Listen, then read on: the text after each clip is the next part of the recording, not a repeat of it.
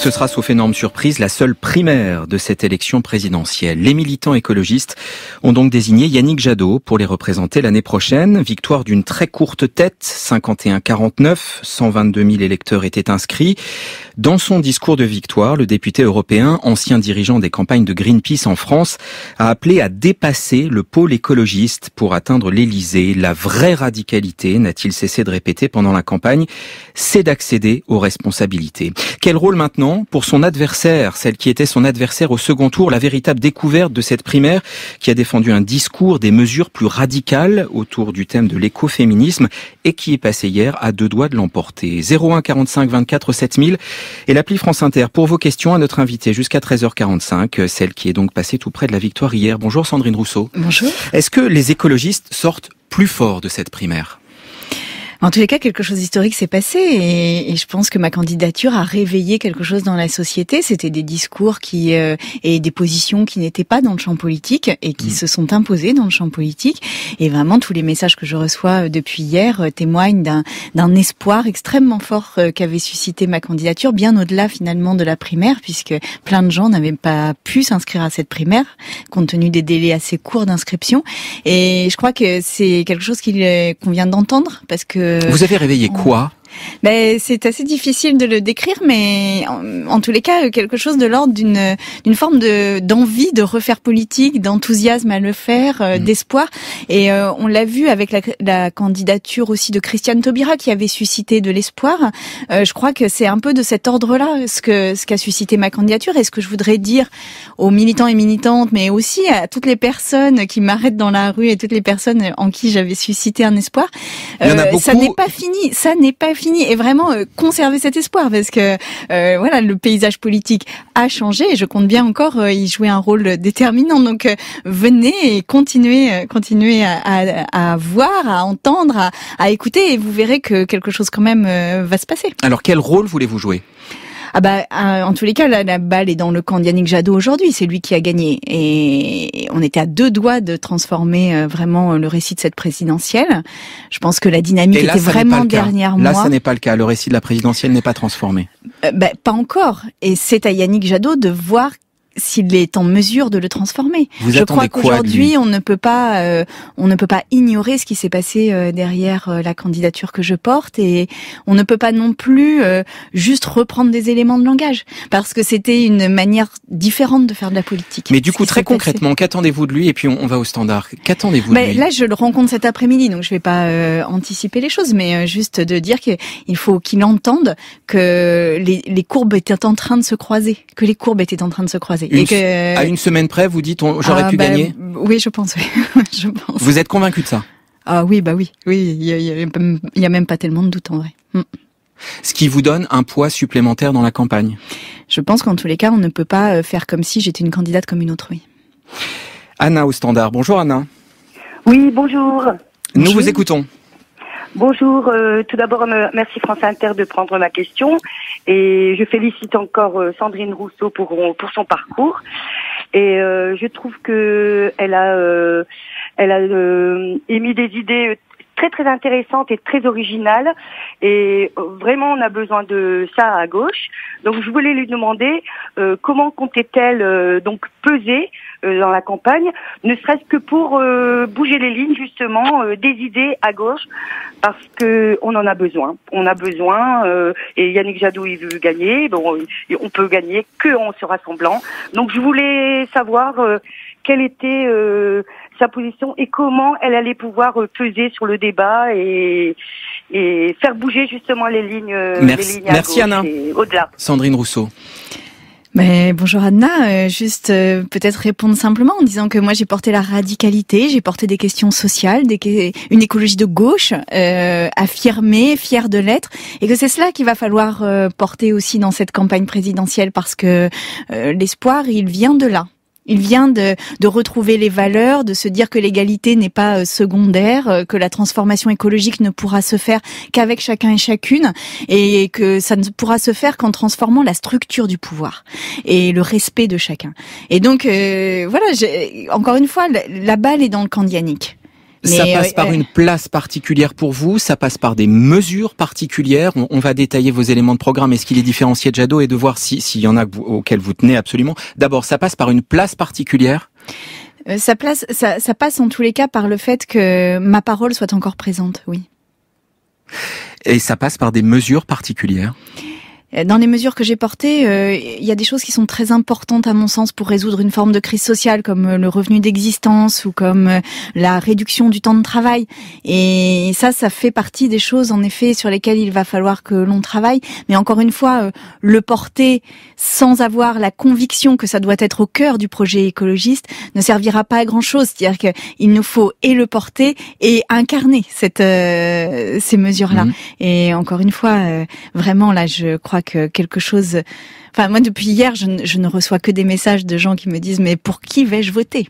Pour qui vais-je voter ?» Et vraiment, je m'adresse à toutes ces personnes pour leur dire « Mais ne perdez pas espoir, restez et on va continuer. » Mais pardon, vous leur dites « Vous allez voter Jadot ?» Vous les appelez à voter Jadot. Est-ce que très clairement, vous dites aux gens qui vous ont soutenu, Pardon, je finis ma question. Est-ce que vous dites très clairement, parce que c'est l'étape numéro 1, très clairement aux gens qui ont voté pour vous et à tous ceux qui vous contactent depuis hier, votez Jadot. Et moi, j'ai toujours été très loyale dans cette primaire et j'ai joué le jeu de manière très réglo. Pour l'instant, ça répond pas à ma question. Et donc la question, la question, elle est encore une fois, elle est dans le camp de Yannick. Elle est dans le camp de Yannick. D'accord. Donc vous ne prononcez pas cette phrase-là à l'instant où on se parle. Vous ne dites pas. Qu'est-ce que vous êtes capable d'entendre de ce qui s'est passé? Qu'est-ce que vous êtes capable de comprendre de ce qui s'est passé? Est-ce que vous saisissez le mouvement qui est derrière moi là? Est-ce que vous le saisissez dans sa complétude et est-ce que vous le saisissez dans sa force? Et ce mouvement-là n'est pas un mouvement que l'on attrape juste par quelques mots. C'est un mouvement puissant et un mouvement qui doit aussi porter une autre manière de faire de la politique et qui ne peut pas juste être des pastilles sur un discours. Donc voilà, je suis là. Donc je vous repose ma question. Je pense que ce score est important et qu'il faut l'entendre. Vous ne dites pas voter Jadot à toutes les conditions. Pardon, je repose ma question. C'est important. On est au lendemain d'une primaire. Je dis que je suis loyale et que je l'ai dit hier, je suis loyale, mais que maintenant il faut aussi que la loyauté soit dans tous les sens et dans les deux sens. Alors, éléments de programme, comment ça se manifeste tout ce que vous nous dites au plan des institutions? Yannick Jadot proposait la proportionnelle intégrale. Vous voulez un changement de République avec une convention citoyenne. Ça fait partie des choses que vous allez défendre mordicus dans les semaines à venir. Le changement de République est indispensable aujourd'hui, vraiment, parce que on le voit, on est ad nauseam d'un présidentialisme exacerbé, d'un président omnipotent qui prend ses décisions de manière la plus obscure qui soit, qui ne s'appuie pas sur le Parlement, qui est l'instance normalement, le cœur battant d'une république et d'une démocratie. Et donc, je crois que ça fait partie en effet des priorités, c'est-à-dire pour que les Français et Françaises retrouvent confiance dans la politique, confiance dans la représentation politique, et surtout, ils trouvent leur place à eux. C'est-à-dire que ça s'ouvre aux personnes qui ne soient pas des professionnels de la politique en quelque sorte, ou des personnes qui ne font que ça et qui enchaînent les mandats. Et donc pour que ce mouvement-là, cet élan-là puisse avoir un débouché, il faut absolument réformer la République et réformer la Ve République. Florent au standard de France Inter. Bonjour Florent. Oui, bonjour. Nous vous écoutons. Oui, bonjour. Tout d'abord, je voulais féliciter Madame Rousseau. Effectivement, votre venue dans le paysage politique a bien modifié des choses dans les différents thèmes abordés. Je voulais savoir, pour vous, est-ce que vous espérez une union de la gauche dans les semaines à venir, ou mois à venir, ou est-ce que pour vous, il y a d'autres façons de gagner en 2022 que de forcément avoir une union de la gauche pour ces présidentielles? Sandrine Rousseau. Il y a 6 candidats à gauche, si je me trompe pas. Il y en a tellement, je suis pas sûr de tous les avoir comptés. Il y a 2 étapes. La première, c'est d'abord de porter quelque chose et de le porter haut et fort, de le porter avec fierté, de dire que là, on ne peut pas continuer dans le système tel qu'il est actuellement, dans le système démocratique, économique, social tel qu'il est actuellement. Et ça, le réaffirmer, vraiment. Parce qu'aujourd'hui, je crois qu'il y a un ras-le-bol énorme. Donc déjà, poser ces mots-là dans le débat politique et les poser sereinement, avec force. Et la deuxième chose, c'est qu'une fois que ces mots-là seront posés avec tellement de conviction que personne ne doute du fait que réellement ça changera le système, alors oui, il nous faut discuter avec les partenaires de gauche. Bien sûr, c'est ce que j'ai toujours porté. Mais pas juste un bout de l'arc, tout l'arc. Parce que... Ça veut dire quoi tout l'arc ? Tout l'arc, ça veut dire du PS à LFI sans exclusive. Là, vous allez dans le mur, la gauche, avec 6 candidats. Il y a un risque très élevé que la gauche ne soit pas au second tour, donc il va falloir trouver une solution. Oui. Mais la solution... Est-ce que vous y croyez ?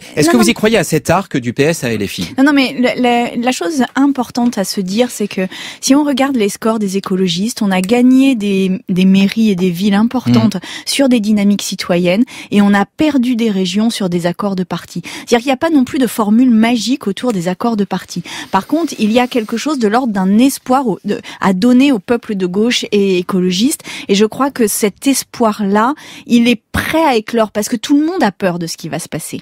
Tout le monde a peur de soit retrouver Emmanuel Macron au pouvoir, soit que l'extrême droite l'emporte. Et je crois que cette peur-là, elle est très présente parmi les citoyens et citoyennes et les personnes qui ont des sensibilités de gauche et écologistes. Et donc, il nous faut donner aussi un signe de responsabilité et de maturité.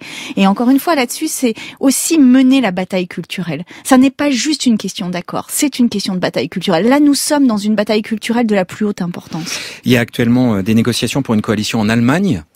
Les Verts sont à peu près incontournables dans cette coalition, mais les Verts sont prêts à gouverner, par exemple, avec les libéraux, le FDP. Les Verts, ils sont au pouvoir dans 11 gouvernements régionaux sur 16. Ils ont participé à plein de coalitions et sans doute fait avancer la cause écologiste depuis des années. Est-ce que l'écologie qui gagne, c'est pas celle-ci ? Moi, j'ai entendu aussi des responsables verts disant que justement parce qu'ils n'avaient pas été assez radicaux dans leur discours et dans leurs propositions avant d'être élus, ils n'arrivaient pas à transformer suffisamment l'économie allemande et des Länder dans lesquels ils sont élus. Donc en fait, là-dessus, il y a une forme aussi d'honnêteté vis-à-vis des personnes qui votent, et c'est ce que j'ai essayé de porter d'ailleurs dans cette campagne, en disant mais on a 5 ans pour agir, donc on ne peut pas faire comme si tout allait continuer comme avant. Et finalement, le poser dès à présent, c'est permettre aux personnes aussi de faire leur chemin vers les transformations qu'il y a à mener. Et en tous les cas, les Verts allemands aujourd'hui le disent eux-mêmes. Ils sont confrontés à une limite dans leur action. Parce que le gouvernement ne suffit pas en soi. Participer au gouvernement ne suffit pas en soi. Il nous faut, encore une fois, mener cette bataille culturelle et affirmer ce au nom de quoi on fait de la politique. Et ce au nom de quoi on fait de la politique, c'est que en 5 ans, on change de trajectoire. Et donc, aujourd'hui, pour avoir les moyens d'agir après, il nous faut le poser aujourd'hui. On arrive au terme de cet entretien, Sandrine Rousseau. Juste, je vous ai bien compris. Vous voyez Yannick Jadot tout à l'heure. Ce que vous nous dites, c'est que vous ne serez pas forcément à ses côtés en son soutien, pas à n'importe quelle condition. Ça n'est pas sûr. En tous les cas, ce que je peux dire, c'est que ce que j'ai porté dans cette campagne compte. Nos voix comptent. Et elles comptent complètement. Merci Sandrine Rousseau d'être venue au micro de France Inter. 13h44.